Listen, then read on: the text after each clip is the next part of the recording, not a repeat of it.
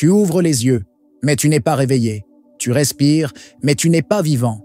Parce que dans cette première minute du matin, tu viens peut-être déjà de perdre, pas contre quelqu'un d'autre, contre toi-même. Le silence de l'aube n'est pas paisible. Il est chargé d'un verdict. Car au moment où le monde dort encore, certains hommes, eux, se lèvent. Non pas parce qu'ils en ont envie, mais parce qu'ils ont décidé. Ils se dressent, pas comme des pantins de la routine, mais comme des bêtes prêtes à mordre la vie. Ceux-là ne se posent pas la question de savoir s'ils sont motivés. Ils se lèvent avec une seule pensée. Aujourd'hui, je prends tout, ou je meurs en essayant. Et toi, comment te lèves-tu? Le dos courbé, le regard flou, l'âme absente, ou le souffle court, le cœur prêt, les crocs serrés? Parce que le réveil, ce n'est pas une transition douce, c'est un champ de bataille. Tu choisis de commander ton esprit, ou tu seras traîné par lui toute la journée. Tu choisis de devenir un roi, ou de rester un esclave de ton confort. Le matin est une sentence, et chaque seconde que tu restes dans ce demi-sommeil, c'est une flèche de plus dans ton bouclier. Je ne te parle pas de motivation YouTube, ni de miracle morning à l'eau tiède. Je te parle de guerre, la guerre contre la mollesse intérieure. Je te parle du regard que tu poses sur toi-même après t'être levé. Je te parle de l'aura que tu dégages quand tu entres dans une pièce. De ce moment où les autres hommes te regardent et sentent que tu n'es pas fait du même bois, parce que tu t'es forgé dans l'acier froid du matin, et eux, dans la chaleur tiède de leur couette. Un lion n'a pas besoin qu'on le réveille. Il est déjà en chasse, mais un faible attend qu'on le pousse, qu'on le supplie, qu'on le rassure. Le monde appartient à ceux qui l'attaquent dès l'aube, pas à ceux qui attendent de se sentir bien, pas à ceux qui vérifient leur message avant même d'avoir bu un verre d'eau, mais à ceux qui transforment leur première heure en un rituel sacré de domination. Respiration, position, action.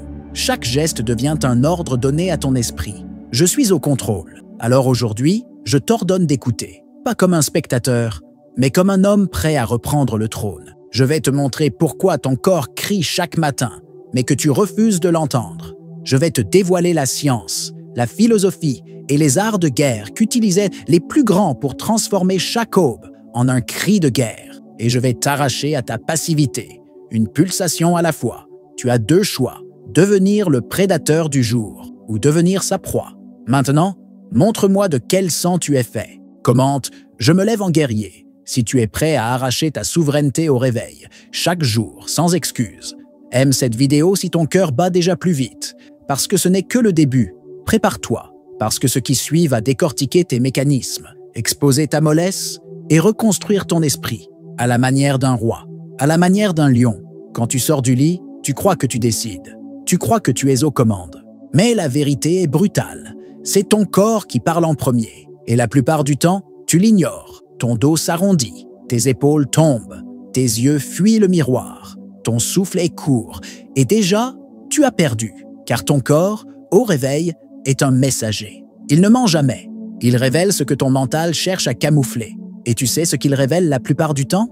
Une faiblesse silencieuse, un abandon déguisé, un roi qui a oublié qu'il portait une couronne.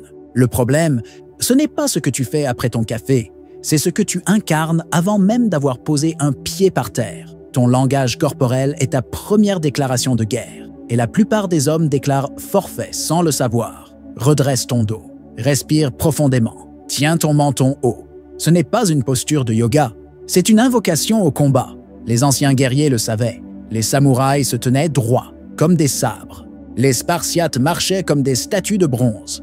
Les chefs vikings, eux, imposaient leur présence sans dire un mot, parce qu'ils avaient compris une vérité que la modernité a oubliée. Le corps dicte l'esprit, et si tu te tiens comme un faible, tu penseras comme un faible. Aujourd'hui, les neurosciences confirment ce que les anciens savaient intuitivement. Amy Cuddy, chercheuse à Harvard, a démontré que 2 minutes dans une position de puissance augmente la testostérone et diminue le cortisol. Ce n'est pas de la magie, c'est de la biologie. Ton corps est une machine à produire du signal. Et chaque matin, tu programmes ta journée en choisissant le signal que tu envoies à ton cerveau. Mais ce n'est pas tout. Ce signal ne reste pas enfermé dans ton esprit. Il fuit à travers ton regard. Il se lie dans la tension de ta mâchoire. Il explose dans la première poignée de main que tu offres. Et les autres hommes le sentent. Oui, ils te jugent. Avant même que tu ouvres la bouche, ton allure parle pour toi. Et elle dit « Je suis au contrôle » ou « Je suis perdu ». Rappelle-toi ce que j'ai dit plus tôt. Tu es un roi, et chaque roi porte un trône invisible. Mais un trône bancal attire le chaos. Une posture instable appelle les vautours. Dans ce monde, tu n'es pas respecté pour ce que tu ressens. Tu es respecté pour ce que tu incarnes. C'est pour cela que je te parle de discipline corporelle au réveil. Pas pour bien commencer la journée, mais pour affûter ton esprit, pour réaffirmer ta domination, pour ancrer ta souveraineté dans ta propre chair. Maintenant, regarde-toi, pas dans le miroir, dans ta mémoire. Comment étais-tu ce matin en te levant? Ton regard cherchait-il l'écran ou le contrôle? Ton dos trahissait-il ta fatigue ou ta détermination? Et ta voix, parlait-elle de victoire ou de fuite? Tu veux une arme simple? Redresse-toi. Respire profondément. Inspire comme si tu invoquais les dieux. Expire comme si tu relâchais un démon. Et marche comme si chaque pas scellait un serment. Je me souviens d'un homme, pas un viking, pas un héros, un simple soldat.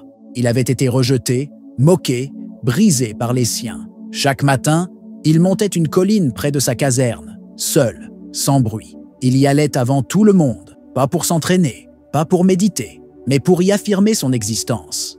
Il marchait comme un roi montant à son trône, même sous la pluie, même fatigué, même humilié.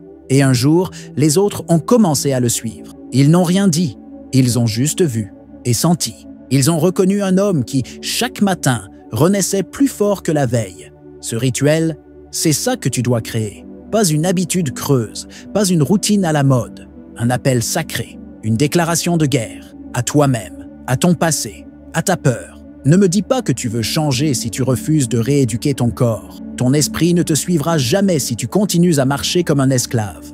Lève-toi demain, comme si le monde allait t'appartenir. Marche avec la dignité d'un conquérant. Respire comme si chaque souffle reconstruisait ta destinée. Ton corps n'est pas juste un outil, c'est un temple. Et tu as laissé ce temple en ruine trop longtemps. Reconstruis-le chaque matin. Un homme croit qu'il a toute la journée. Il se dit qu'il se rattrapera, qu'il commencera après le café, après la réunion, après avoir trouvé l'énergie.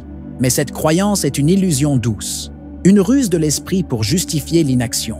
La vérité, c'est que tu n'as qu'une fenêtre, une ouverture, et elle se ferme vite. Ce que tu fais dans les 10 premières minutes du réveil modèle ton cerveau pour les 10 prochaines heures. Tu veux comprendre pourquoi certains hommes deviennent inébranlables, méthodiques, souverains?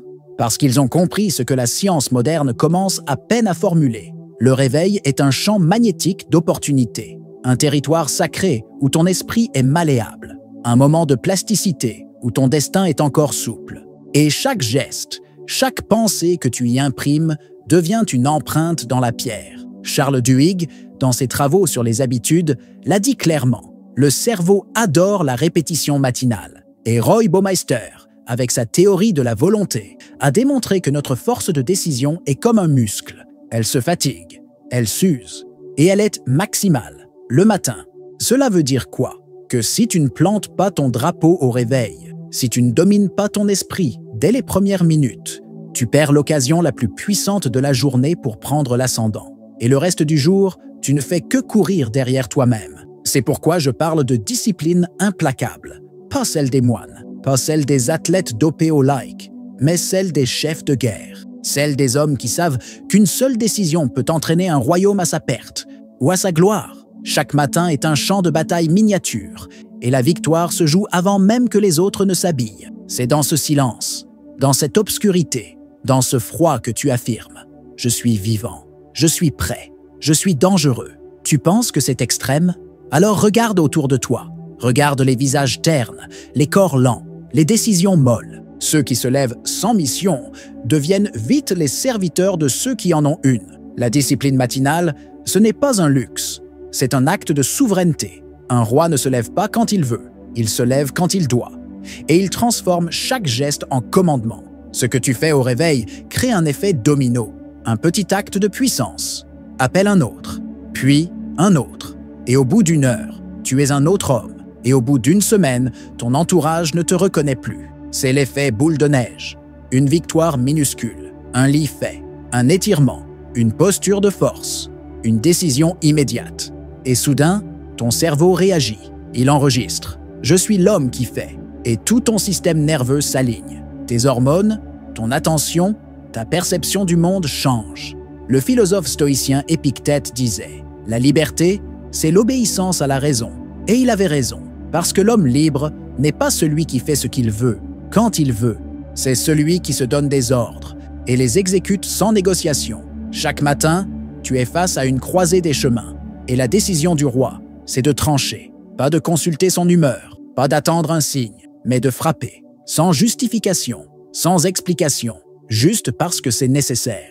La discipline du réveil est ta première déclaration de guerre au chaos du monde. C'est ta manière de dire « Je ne suis pas là pour errer, je suis là pour régner. Et ceux qui m'attendent verront que je suis déjà debout, déjà prêt, déjà lancé. » Tu veux changer ta vie? Alors ne te concentre pas sur l'année, ni même sur le mois. Concentre-toi sur demain matin, ce que tu feras à la première minute après ton réveil, parce que c'est là que la victoire commence, ou que l'abdication s'installe. Tu n'as pas besoin de miracle, tu as besoin de décision, et elle doit venir comme un éclair, net, brutal, définitif. Alors pose-toi cette question avant de dormir ce soir. Qu'est-ce que je ferai au réveil qui m'affirmera comme souverain de ma journée? Et au matin, exécute, sans compromis, sans douceur, comme un roi qui reprend son trône dans un monde devenu trop confortable. Il y a des hommes qui pensent que leur journée est dictée par leur emploi du temps, leur patron, leur environnement. Ils croient que le monde est trop grand, trop chaotique, trop imprévisible pour être dominé. Mais ces hommes ignorent une vérité simple, ancienne, universelle. Une seule victoire personnelle au réveil peut réorganiser tout le chaos. Tu penses que ton premier geste n'a pas d'impact? Que faire ton lit ou t'immerger dans l'eau froide au lever est un détail? Alors écoute bien. Ce que tu fais dans la première demi-heure du jour déclenche un effet psychologique que peu d'hommes maîtrisent. L'effet Pygmalion. Dans les années 60, 2 chercheurs, Rosenthal et Jacobson, ont prouvé qu'un homme agit en fonction de la croyance qu'il a de lui-même. Mais cette croyance n'est pas fixe. Elle peut être reconstruite. Et la reconstruction commence par des actes visibles. Plus tu agis comme un homme fort, plus ton système nerveux intègre que tu es fort. Plus tu fais ce qui est difficile, plus ton esprit s'imprègne de l'image d'un homme qui ne fléchit pas. Et chaque acte devient une prophétie. Une simple série d'actions volontaires, répétées chaque matin, crée une ligne directe entre ton identité rêvée et ta réalité vécue. Tu ne deviens pas discipliné après 3 mois de rigueur. Tu deviens discipliné après 3 matins où tu refuses la facilité. Pourquoi? Parce que le cerveau associe immédiatement les petites victoires à une compétence globale. Tu bois 1 litre d'eau glacée, il te perçoit comme maître de ton corps. Tu t'immerges dans le silence avant le bruit numérique, il te voit comme un souverain de ton esprit. Tu frappes la journée dès l'aube, il comprend que tu es un conquérant, pas un spectateur. Et plus encore, chaque victoire crée un lien hormonal, biochimique, émotionnel qui te prépare à la suivante.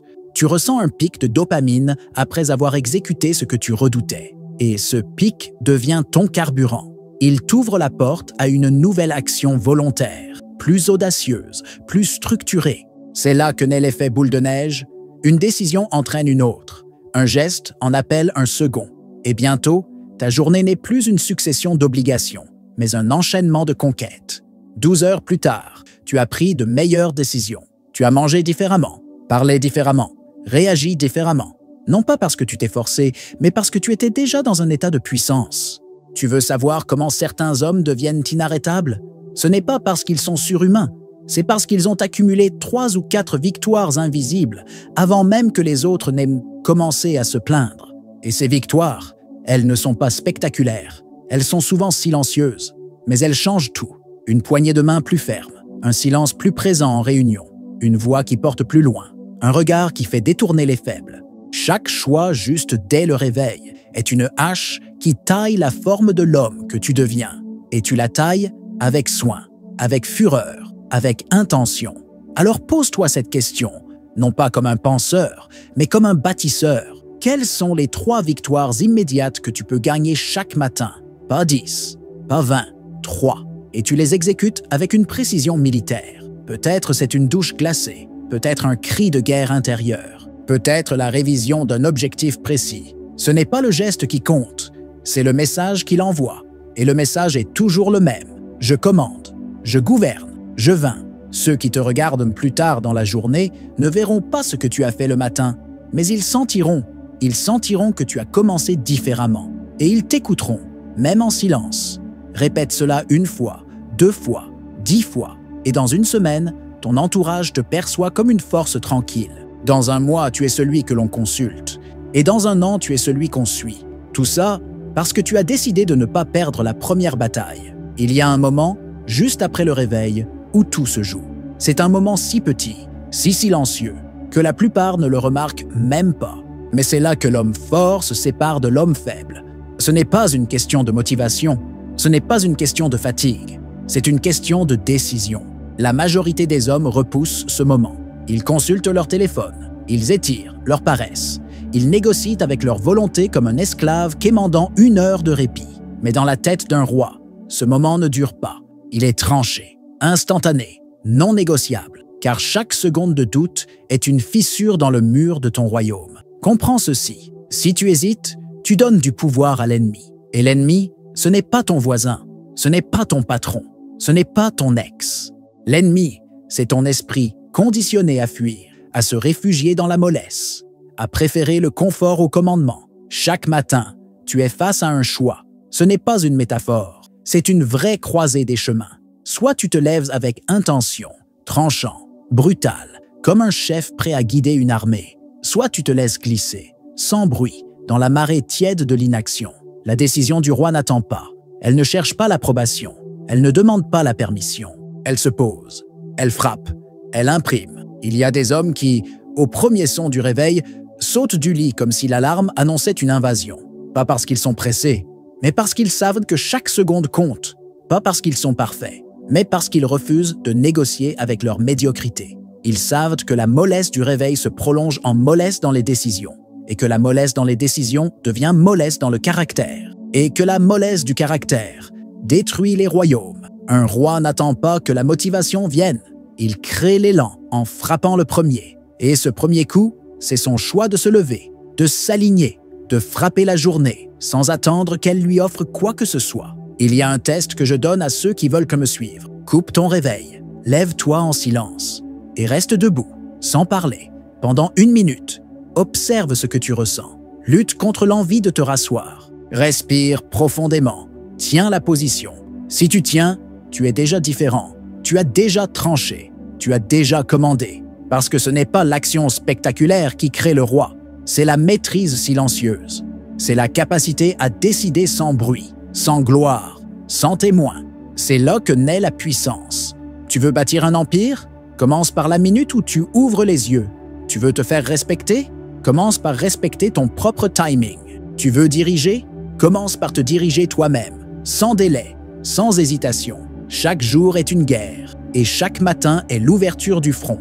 Ce que tu fais dans les premières secondes conditionne ton identité. Et ton identité, c'est ton royaume. Alors arrête de te trahir à chaque aube. Arrête de fuir l'instant décisif. Décide, frappe, commande. C'est comme ça qu'on règne. Avant que tu ouvres la bouche, le monde t'a déjà jugé. Pas sur ton passé, pas sur tes intentions, mais sur ce que tu dégages dans les 3 premières secondes. Et ces 3 secondes valent parfois plus que 3 années de discours. Il y a une chose que les anciens guerriers savaient, que l'homme moderne a oublié. Ton corps parle un langage plus ancien que les mots. Il crie ta peur, il hurle ton hésitation, il trahit ton doute, ou bien il impose le respect. Tu crois que ton regard est neutre. Tu te trompes. Regarde un faucon. Il ne parle pas, mais on sent qu'il est prêt à frapper. Regarde un homme qui marche comme s'il portait sa propre tombe. Il n'a pas besoin de parler non plus. Son message est clair. Il a abdiqué. Tu veux changer ton rapport au monde? Commence par dominer ta présence. Ton regard doit être stable, pas figé, mais ancré. Ton menton légèrement relevé, ton dos droit. Pas pour paraître plus grand, mais pour rappeler à ton système nerveux que tu n'as rien à cacher. Et ta voix est une arme. Ce n'est pas le volume qui compte, c'est la clarté, la résonance. Un homme qui doute parle comme s'il demandait la permission. Un homme qui sait qui il est parle comme s'il proclamait une vérité que nul ne peut contester. Tu peux être en costume ou en t-shirt. Ce n'est pas le tissu qui impose, c'est l'intention derrière chaque geste. c'est la façon dont tu occupes l'espace. Un homme qui connaît sa valeur ne cherche pas à s'excuser d'exister.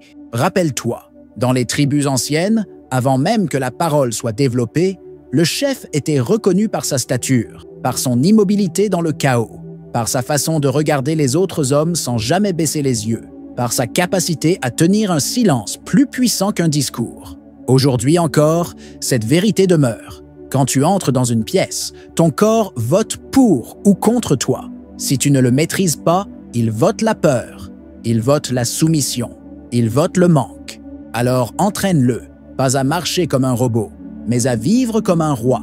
Observe-toi dans la rue, observe-toi dans le métro, observe-toi dans ton salon.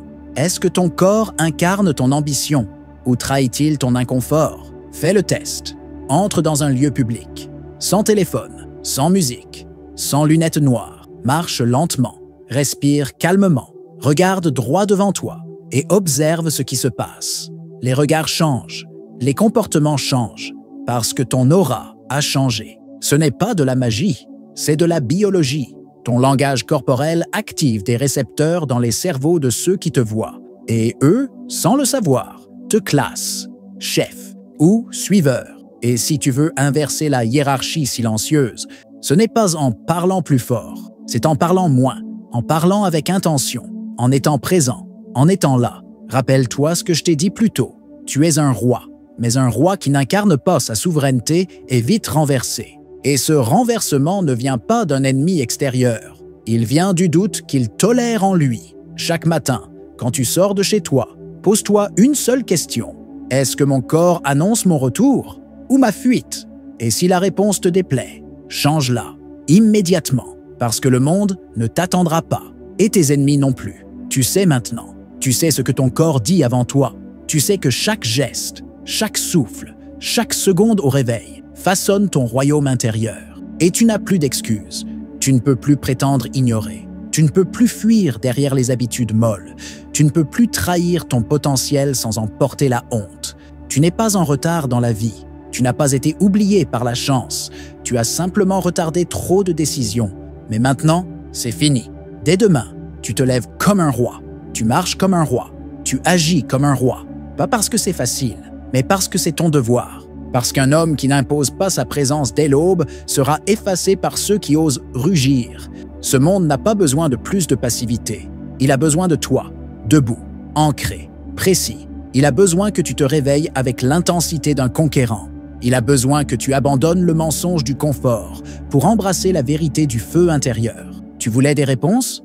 Tu les as. Tu voulais des armes? Elles sont dans ton souffle, ta posture, ta rigueur. Tu voulais une transformation? Elle commence au premier pas hors du lit. Alors maintenant, montre-moi ce que tu fais de tout ça. Lève-toi demain comme si tu venais réclamer ton trône et n'attends pas qu'on t'applaudisse. Règne, même dans le silence, parce qu'un vrai roi n'a pas besoin de bruit. Il a besoin de puissance. Si tu es prêt à imposer ton réveil comme un acte de domination, commente « Je suis le premier à me lever, le dernier à tomber ». Montre que tu ne regardes pas cette vidéo comme un spectateur, mais comme un guerrier en marche. Et si tu veux que d'autres hommes entendent cet appel, partage ce message. Parce qu'ensemble, nous sommes une armée de souverains.